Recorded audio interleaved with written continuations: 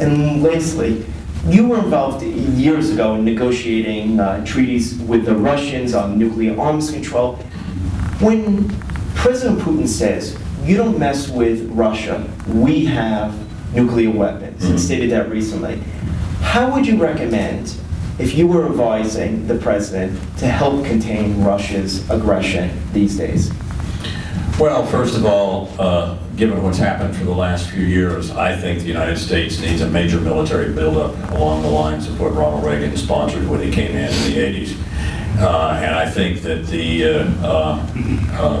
way that the budget has been put together in such a way as to give every incentive for there to be cuts and virtually no incentive for things to get funded that need to be funded is abominable and endangers us, and everybody knows that our military is deteriorating because of lack of funding.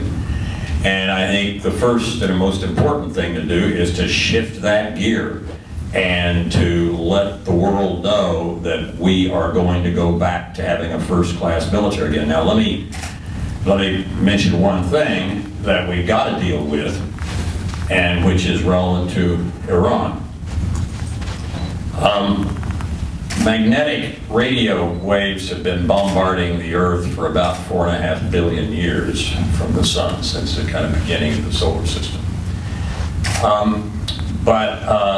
And occasionally one will do huge damage. There was the famous one, the Carrington, one in 1859 knocked out all of the world's telegraphs, for example, all over the world, and all of the new undersea cables.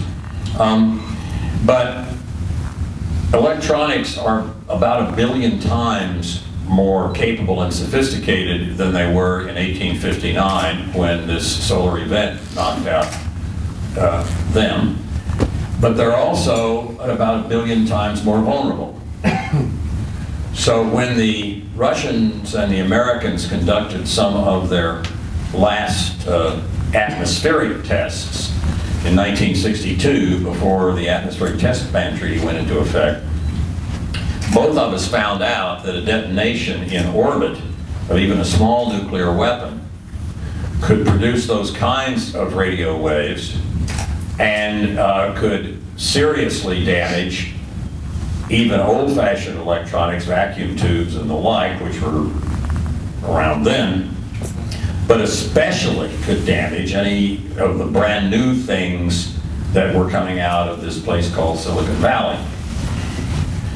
Today, roughly compared to the 60s, let's say, compared to the late 60s, early 70s, electronics are 1 million to 1 billion times more vulnerable, as well as 1 million to 1 billion times more capable. And what that means is that, given the tests the Russians did, they knocked out all of Kazakhstan's grid, electric grid, for example, as a test back in the 1970s, I think. And Kazakhstan's about as big as the United States.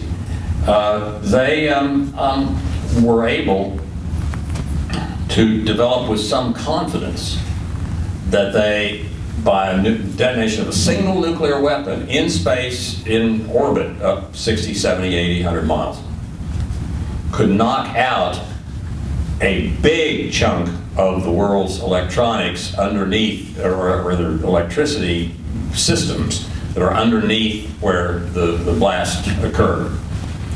The Iranians' literature, strategic literature, copies a great deal from the Soviet experience there and writes about how they could take out the American electric grid.